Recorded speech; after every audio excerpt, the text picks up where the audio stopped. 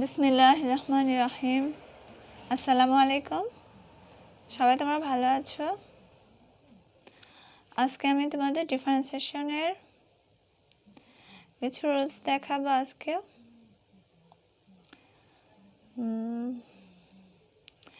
তাহলে শুরু করা যাক।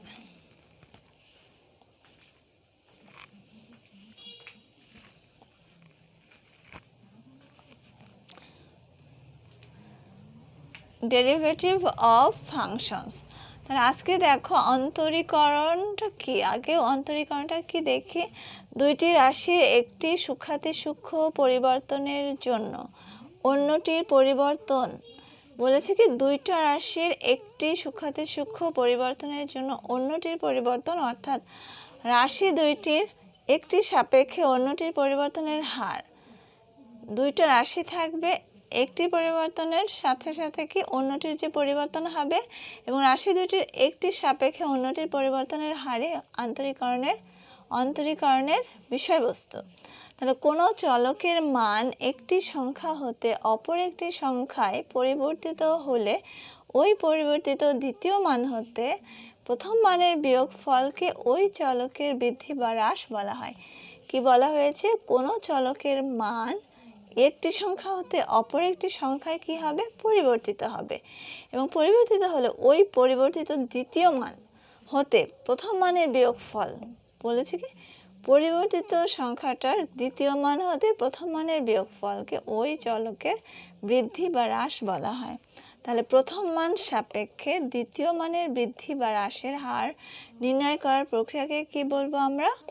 অন্তরীকরণ। তাহলে আমরা অন্তরীকরণের ডেফিনেশনটা পেয়ে গেলাম। এবার দেখো নতির ও সীমার মাধ্যমে অন্তরজের বর্ণনা ও নির্ণয়। তাহলে মনে করি এই চিত্রটা দেখো, মনে করো y = ফাংশন অফ x। তাহলে বক্ররেখার উপর p একটি নির্দিষ্ট বিন্দু এবং p বিন্দুর স্থানাঙ্ক কি? xy। মনে করি বক্ররেখাটির উপর q আরেকটি বিন্দু q। এটা p q delta x delta y x plus del x delta x 0 এ ফাংশন অফ x।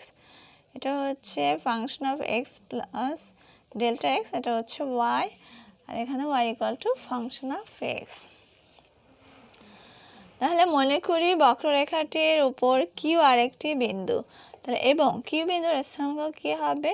q বিন্দুর স্থানাঙ্ক হচ্ছে x প্লাস ডেল্টা x এবং y প্লাস ডেল্টা y। তাহলে কি হবে দেখো, y plus delta y = function of x plus delta x। এটি থেকে এখন y = ফাংশন অফ x আমরা বিয়োগ করব। বিয়োগ করে কি পাই দেখো, y ডেল্টা y থাকলো, আর এই ওয়াইটা এই পাশে নিয়ে আসলো, y এর সমান তো ফাংশন অফ x। তাহলে function of x plus delta x minus function of x। এখন এই চিত্র হতে দেখাবো, প্রদত্ত চিত্র থেকে এটি স্পষ্ট যে PQ ছেদকের ঢাল। এখানে বক্ররেখার উপর p একটি বিন্দু এবং আরেকটি বিন্দু কি বক্ররেখার উপর q, আর p এর স্থানাঙ্ক হচ্ছে xy, আর q এর স্থানাঙ্ক হচ্ছে কি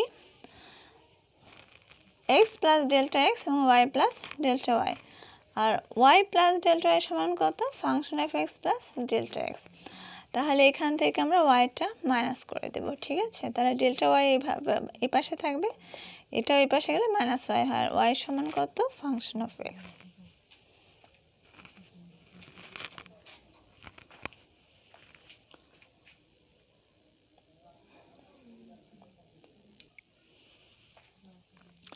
এবার দেখো delta y by delta x = function of x plus delta x minus function of x divided delta x। এটাকে 1 নং ইকুয়েশন দাও।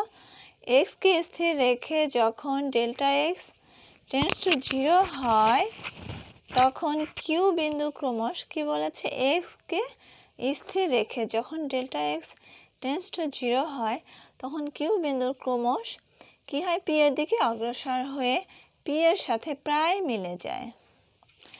এই q বিন্দু, এটা p, এই বিন্দুটা হচ্ছে ডেল্টা y।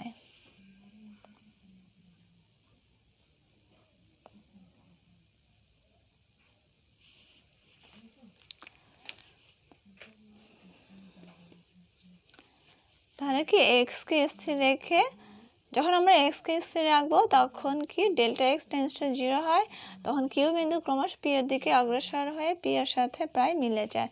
এই অবস্থায় কিউপি ছেদকটি পি বিন্দুতে স্পর্শকে পরিণত হয়। সুতরাং limit delta x tends to 0, তাহলে delta y divided delta x, তাহলে limit delta x tends to 0 delta y divided delta x equal to limit delta x tends to 0 function of x plus delta x minus function of x divided delta x. এখানে দুই নং equation দাও। তাহলে limit delta x tends to 0 delta y by delta x প্রকৃতপক্ষে কি P of x y বিন্দুতে y equal to function of x বক্ররেখার স্পর্শকের ঢাল। তাহলে এটা হচ্ছে পি অফ এক্স ওয়াই বিন্দুতে y equal to function of x বক্ররেখার স্পর্শকের ঢাল। তাহলে 2 নংয়ে উল্লেখিত ডান দিকের রাশিটিকে, এই যে এখানে উল্লেখিত ডান দিকের রাশিটিকে এফ এর অন্তরজ বলা হয়। তাহলে এবং ডিওয়াই বাই ডিএক্স দ্বারা প্রকাশ করা হয়। তাহলে এখানে ডান দিকের এটা হচ্ছে এফ এর অন্তরজ আর এটাকে ডিওয়াই বাই ডি দ্বারা প্রকাশ করা হয়। তাহলে dy by dx equal to limit delta x tends to 0 function of x plus delta x minus function of x divided delta x. এখন এটাকে একটা ইকুয়েশন দিই, 3 নং ইকুয়েশন।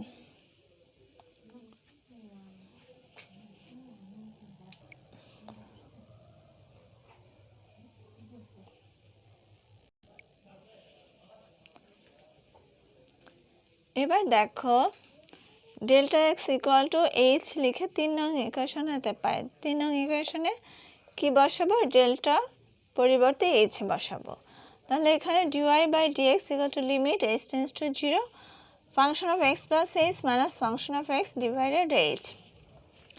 এখন দেখো অন্তরজ, যদি y equal to function of x x এর একটি ফাংশন হয় তবে limit h tends to 0 function of x plus h minus function of x divided h কে এক্স এর সাপেক্ষে ফাংশন অফ এক্স এর অন্তরজ বলে। কি বললো, যদি y equal to function of x x এর একটি ফাংশন হয় তবে limit h tends to 0 function of x plus h minus function of x divided h কে এক্স এর সাপেক্ষে ফাংশন অফ এক্স এর অন্তরজ বলে। অন্তরজ একটি বিশেষ ধরনের লিমিট এক্স এর সাপেক্ষে ফাংশন অফ এক্স এর অন্তরজ বোঝানোর জন্য আমরা কি ব্যবহার করি, y prime dy by dx function of prime x প্রভৃতি প্রতীকও ব্যবহার করে থাকি। অতএব dy by dx equal to কত, limit h tends to 0 function of x plus h minus function of x divided H.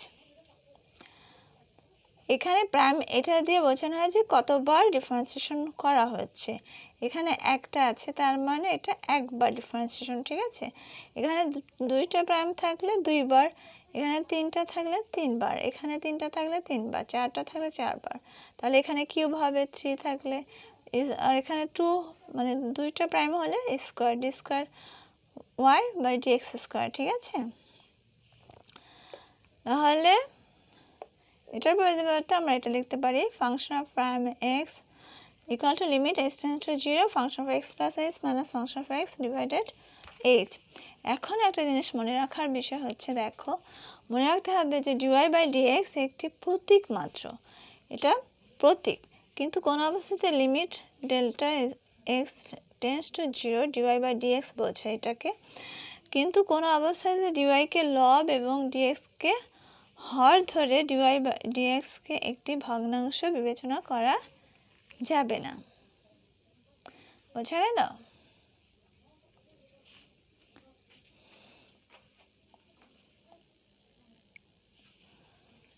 হ্যাঁ, এবার দেখো কোনো ফাংশনের অন্তরজ নির্ণয় করার পদ্ধতিকে অন্তরীকরণ বলে।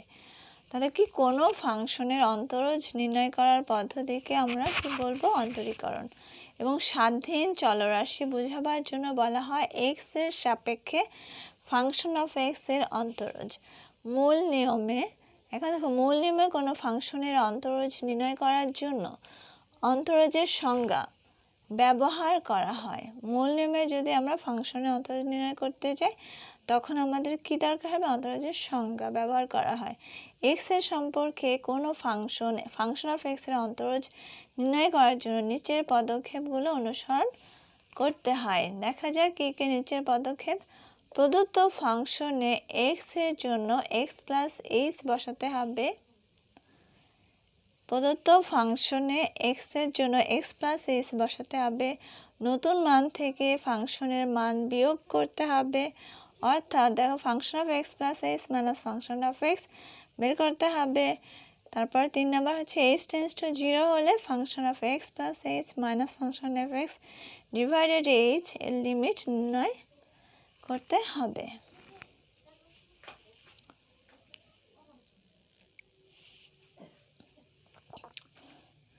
এবার দেখো এক্স ইকুয়াল টু এ বিন্দুতে ফাংশন অফ এক্স এর অন্তরজ। তাহলে যদি ফাংশন অফ এক্স এক্স এর একটি ফাংশন হয় তাহলে limit h tends to 0 function of x plus h minus function of x divided এইচকে এক্স ইকুয়াল টু এ তে ফাংশন অফ এক্স এর অন্তরজ বলে। তাহলে কি, যদি ফাংশন অফ এক্স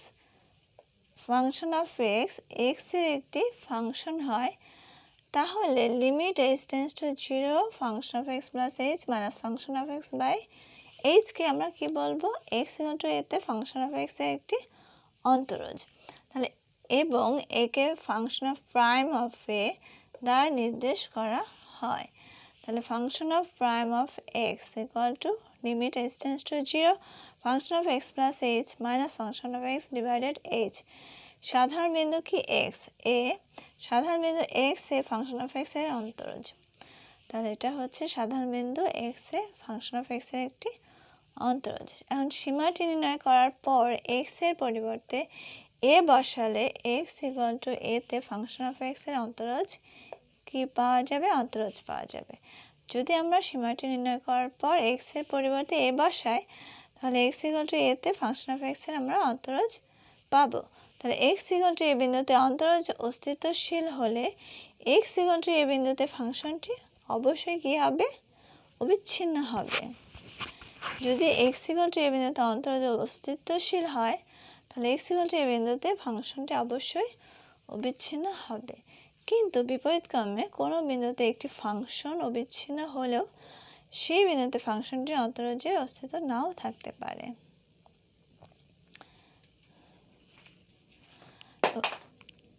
আমাদের সূত্রটা এখন হয়তো কঠিন মনে হচ্ছে, কিন্তু অঙ্ক যখন করা হবে তখন এগুলো ইজি হয়ে যাবে, বুঝতে আরও সহজ হবে। কিন্তু এখন রুলস তো অঙ্কের জন্য, ম্যাথের জন্য খুবই জরুরি। রুলস ছাড়া অঙ্ক কখনোই করা যাবে না। ঠিক আছে, রুলসগুলো ভালোভাবে রপ্ত করো, তাহলে অঙ্ক অনেক সোজা হয়ে যাবে, সহজ হয়ে যাবে।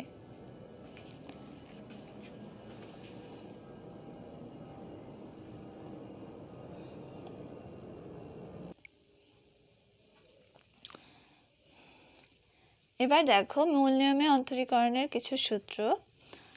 Function of prime x equal to dy by dx equal to limit h tends to 0 function of x plus h minus function of x divided H.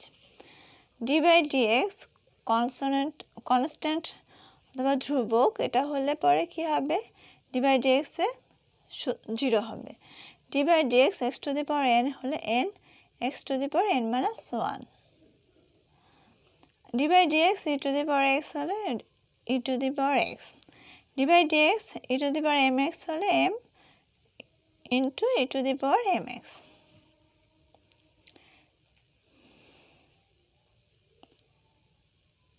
R 6 number দেখো দুইটা a আর b, a নাম্বার হচ্ছে d by dx e to the power x হলে e to the power x log ea, d by dx e to the power mx a to the power mx log am, d by dx log x equal to কত? 1 by x, d by dx log x equal to 1 by x log a e। এখানে ডিফারেন্সটা দেখো, এখানে x log e x e to the power x সমান কত?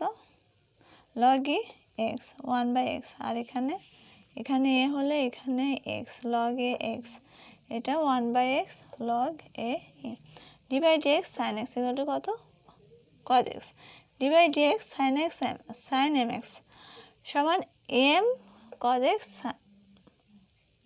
cos mx।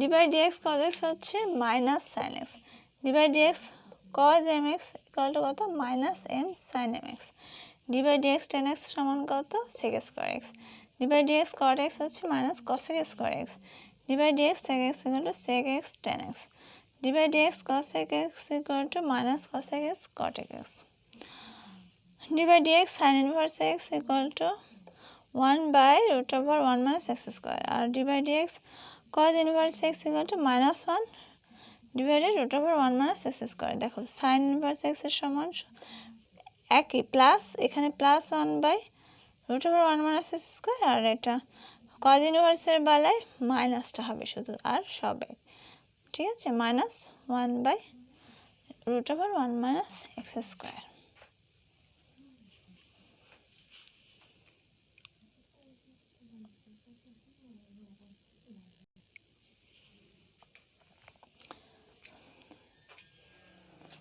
এবার দেখো d by dx tan inverse x equal to কত 1/1 plus x square d by dx cot inverse x equal to minus 1/1 plus x square tan inverse tan এর বিপরীত কি cot তাহলে দেখো tan inverse আর cot inverse সব এক শুধু একটা মাইনাস মনে রাখার টেকনিক tan যেটা হবে তার সামনে একটা শুধু মাইনাস দেবে d by dx tan inverse x equal to 1/1 plus x square R cot inverse x হলো minus 1/1 plus x square d by dx sec inverse x equal to 1/x √x square minus 1 d by dx cosec inverse x equal to minus 1 divided x √x square minus 1 R d by dx uv ফর্মুলাটা কি u কে ঠিক রাখবো v কে করব হ্যাঁ তারপরে plus v কে ঠিক রাখবো u কে করব তাহলে u dv by dx plus v du by dx R d by dx u by v এটার ফর্মুলাটা হচ্ছে দেখো v স্কয়ার থাকবে তাহলে v এখানে v কে ঠিক রাখবো u কে করব du by dx মাইনাস এখানে u কে ঠিক রাখবো dv by dx divided v square ঠিক আছে এই নিচেরটা সব সময় এখানে হবে এটা মনে রাখার কৌশল বর্গ হবে এবং নিচে যেটা হবে এখানে সেটা আগে করব নিচে যেটা হবে সেটা ঠিক রাখবো এবং উপরেরটা আগে ডিফারেন্সিয়েশন করব তারপরে মাইনাস সূত্রে তারপরে উপরেরটা ঠিক রাখবো নিচেরটা ডিফারেন্সিয়েশন করব